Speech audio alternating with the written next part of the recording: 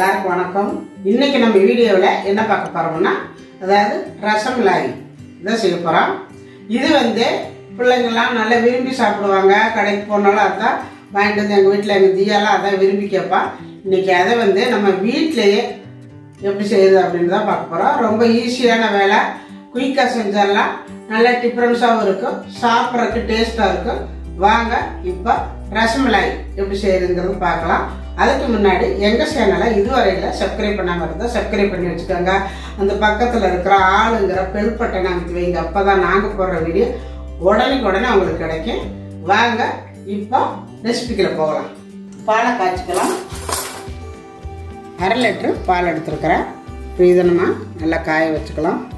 பால் நல்லா கொதிச்சு பொங்கி வருது.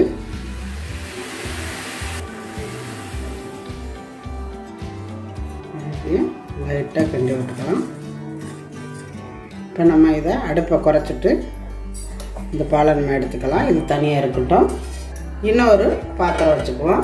இதில் ஒரு 1/2 லிட்டர் பால்.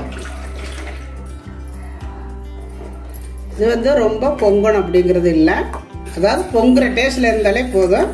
இப்போ அடுப்பை குறைச்சி வச்சுட்டு, அதாவது இந்த பாலை திரள வைக்கணும். திரள வைக்கிறதுக்கு லெமன் இருந்தால் லெமன் சேர்த்துக்கலாம், இல்லைன்னா உங்களுக்கு வினிகர் இருந்தாலும் ஊற்றிக்கலாம். நான் இன்றைக்கி வினிகர் தான் சேர்த்துக்க போகிறேன். ஒரு 2 ஸ்பூன் அளவு வினிகர் விட்டுருக்குறேன். இதில் கொஞ்சம் போல் தண்ணி, லைட்டாக தண்ணி விட்டுக்கோங்க. அவ்வளோதான். இப்போ நம்ம இந்த பாலில் விட்டு கலக்கி விட்டுக்கலாம். விட்டுட்டு கிண்டி விட்டுக்கிட்டே இருக்கணும்.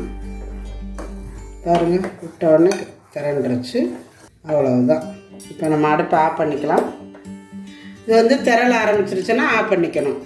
அவ்வளவுதான். இப்போ இதை இறக்கி வடிகட்டிக்கலாம். ஒரு காட்டன் துணி, வெள்ளை துணி எடுத்துக்கோங்க.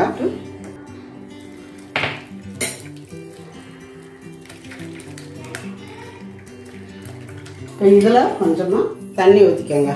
நம்ம வினிகர் ஊற்றிருக்கிறோம், அதனால் லைட்டாக தண்ணி, லைட்டாக இந்த மாதிரி கிளறி விட்டுட்டு தண்ணி ஊற்றுங்க. ஸ்பூன் ஊற்றினாலே போதும். இதை எடுத்து நல்லா வடிகட்டிக்கலாம். நல்லா சூடாக இருக்கையில் செஞ்சுக்கோங்க. அப்படி இப்போ இதை ஒரு முடி போட்டு நல்லா இந்த மாதிரி முடிஞ்சிருங்க. இந்த மாதிரி நல்லா முடிஞ்சு இதில் வச்சுட்டா இன்னும் இருக்கிற தண்ணியெல்லாம் போயிடும். இப்போ இருக்கட்டும். இப்போ இதில் நம்ம ஏற்கனவே காய வச்சு இறக்கி வச்ச அந்த பால், ஏன்னா நம்ம ரசமலாய் பண்ணி சீரகக்குள்ளே போட்டு இதுக்குள்ளே எடுத்து போடணும். அதுக்காக அந்த கெட்டியான ஃபஸ்ட்டு காய்ச்சின பால். உங்களுக்கு எந்த அளவுக்கு இனிப்பு தேவையோ அந்த அளவுக்கு சர்க்கரை சேர்த்துக்கோங்க. நல்ல வாசத்துக்காக கொஞ்சம் போல் ஏலக்காய் பவுட்ரு, கொஞ்சமாக குங்குமப்பூ. அதாவது ரசமலாயினால இது போட்டால் தான் உங்களுக்கு நல்லாயிருக்கும். அடுப்பை நல்லா குறைச்சி வச்சுக்கோங்க. பாதாம் பிஸ்தா ரெண்டுமே நான் எடுத்து வச்சுருக்கிறேன். உங்களுக்கு முந்திரி இருந்தாலும் போட்டுக்கலாம், உங்களுக்கு என்ன இருக்குதோ அது போட்டுக்கோங்க.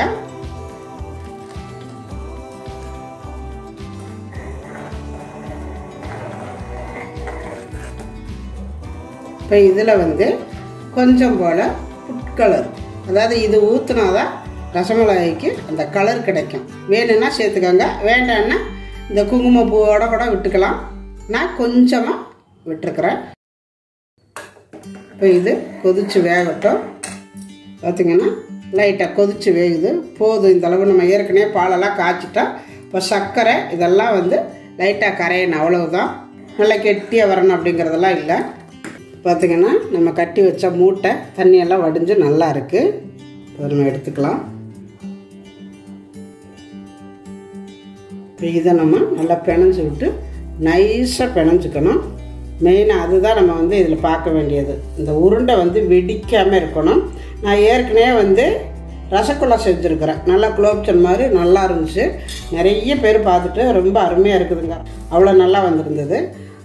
அதுக்கு காரணம் என்னென்னா, அதாவது அந்த உருண்டை வெடிக்காமல் இருக்கணும். நம்ம ஜீரகில் போடல நல்லா புரோட்டா மாவு தேய்க்கிற மாதிரி இந்த மாதிரி தேய்ச்சிக்கணும். நம்ம தேய்க்கிறதுல தான் இருக்குது. இந்த மாதிரி நல்லா உள்ளங்கை வச்சு இப்படி அமுத்தி தேய்க்கிறதுல தான் இருக்குது. அந்த உருண்டை வெடிக்காமல் நல்லா இருக்கணும். இது யார் வேணாலும் செஞ்சிடலாம், ரொம்ப ஈஸி தான். இது கற்றுக்கணும் அப்படிங்கிறதெல்லாம் இல்லை, ஒரு தடவை பார்த்தாலே செஞ்சிடலாம். 10லேருந்து 15 நிமிஷம் தருதி இந்த மாதிரி தேய்க்கணும். நல்லா நான் ஒரு 15 நிமிஷம் நல்லாவே பிணைஞ்சிட்டேன். இந்த மாதிரி இருக்கணும். இப்போ இது இருக்கட்டும். அதுக்கெல்லாம் நம்ம வந்து சர்க்கரை பாகு காய்ச்சணும். அதுக்கு 1 கப்பு நான் சர்க்கரை எடுத்துருக்கிறேன். அதை சேர்த்துக்கலாம். நம்ம வந்து உருண்டை தட்டி போடும் பொழுது அது நல்லா கொதிச்சு வேகணும். அது முங்கி வேகிற அளவுக்கு தண்ணி இருந்தால் போதும். 2-3 கப்பு. இது நல்லா கொதிச்சு வேகணும். அடுப்பத்தை வச்சு விட்டுருவோம். இது கொதிக்கிறதுக்குள்ள நம்ம இங்கே வந்து உருண்டை தட்டிக்கலாம். கொஞ்சம் கொஞ்சமாக எடுத்துக்கோங்க. ஏன்னா அது வேகையில் வந்து நல்லா பெருசாக வரும். எடுத்துக்கிட்டு இந்த மாதிரி நல்லா உருட்டிக்கோங்க. நல்லா உருட்டிட்டு நல்லா தட்டையை அப்படி அமுத்திக்கோங்க. இந்த மாதிரி வெடிப்பு இல்லாமல் பார்த்துக்கோங்க. இந்த மாதிரி வெடிப்பெல்லாம் வரக்கூடாது. அவ்வளோதான். இப்போ இதே மாதிரியே எல்லாமே பிடிச்சிக்கலாம்.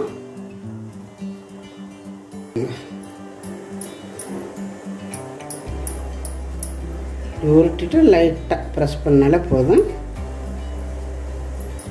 பாருங்க, பார்த்திங்கன்னா நம்ம எல்லாமே இந்த மாதிரி ஷேப்பில் தட்டியாச்சு. எனக்கு 1/2 லிட்டருக்கு 11 உருண்டை வந்திருக்கு. இங்கே சீரை காய்ச்சிட்ருக்கு. இதில் வந்து நம்ம ஒவ்வொன்றா அதில் எடுத்து போட்டுக்கலாம். அடுப்பு நல்லா ஸ்பீடாக வச்சுக்கோங்க. அப்போ தான் நல்லா உப்பி வேகும். இது நல்லா கொதித்து வேகட்டும். அதுங்க நல்லா கொதித்து வெந்து இருந்ததுக்கு இப்போ கொஞ்சம் பெருசாக வந்திருக்குது. நல்லா கொதித்து வேகட்டும். இன்னும் ஒரு 5 நிமிஷம் வேகட்டும். நல்லா கொதித்து வெந்துருச்சு. இப்போ நம்ம இதை இறக்கி நல்லா ஆற வைக்கணும். இதை நம்ம இறக்கிடுவோம். இது கொஞ்சம் நேரம் ஆறட்டும். இதை வந்து நம்ம ஃபஸ்ட்டு இந்த உருண்டையெல்லாம் பாவுக்குள்ளே போட்டோடனே மூடி வச்சு வேக வைக்கணும். நான் மூடி வச்சுருந்தேன். நான் அதை உங்கள்கிட்ட காட்டலை. மூடி வச்சிங்கன்னா தான் உள்ளே வந்து நல்லா மூடி இருக்கும் பொழுது சீக்கிரம் நல்லா உப்பி வேகும். அதனால் ஃபஸ்ட்டு நீங்கள் உருண்டையை போட்டோடனே மூடி வச்சு வேக விடுங்க. இப்போ இது கொஞ்சம் நேரம் ஆறட்டும். இருக்கட்டும். இப்போ ஆறிடுச்சு. இந்த மாதிரி வடிச்சிடணும். வடிச்சிட்டு அப்போ தான் பால் உள்ளே இறங்கும். இதோட போட்டிங்கன்னா சர்க்கரை பாகு மட்டும்தான் உள்ளே இருக்கும், பால் இறங்காது. இந்த மாதிரி ஒரு பிளேட்டில் வச்சுக்கோங்க. பார்த்திங்கன்னா நம்ம எல்லாமே எடுத்து வெளியில் வச்சாச்சு. இப்போ நம்ம வச்சுருக்கிற இந்த பால் பாதாம் பிஸ்தாலாம் போட்டு ரொம்ப அருமையாக இருக்குது. இப்போ இதை இதில் விட்டுக்கலாம்.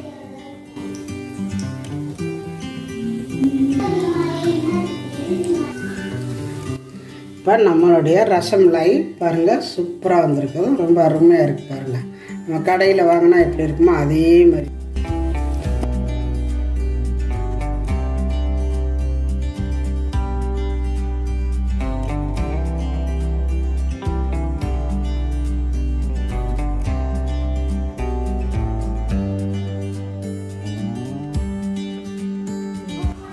இப்போ பாருங்க நம்மளுடைய ரசமலாய் ரொம்ப அருமையாக வந்திருக்குது. எங்கள் தியாஸ்ரீ இப்போவாமா செய்ய போகிறா, இப்போவாமாச்சு செய்ய போகிறான்னா செஞ்சு முடிச்சோடனே இவ்வளோ சீக்கிரம் செஞ்சுட்டியாமாச்சு அப்படிங்கிறா. ஆக்சுவலி இன்னைக்கு பார்க்கும்போதே வாய் ஊறுது. அவ்வளோ சூப்பராக இருக்குது. அம்மா பிளேட்டிங் பண்ணதுமே ரொம்ப அழகாக இருக்குது. ஏன்னா கடையில் போய் வாங்கி சாப்பிட்ற அதே மாதிரி இருக்குது. நல்ல வாசம் அவ்வளோ அருமையாக இருக்குது. அந்த பாதாம் பிஸ்தா மேலே குங்குமப்பூ எல்லாம் போட்டிருக்கு போல. அதனால அந்த பால் அவ்வளோ அருமையாக இருக்குது. சாப்பிட்டு பார்த்தேன். தியா இங்கே வா. எங்கள் தியா தான் டேஸ்ட் பார்க்க போகிறா. அவள் தான் கேட்டுக்கிட்டே இருந்தா. எங்கள் தியாஸ்ரீ டேஸ்ட் பார்க்க போகிறா எப்படி இருக்குன்னு. தியா கலர் ஆயிடுவா.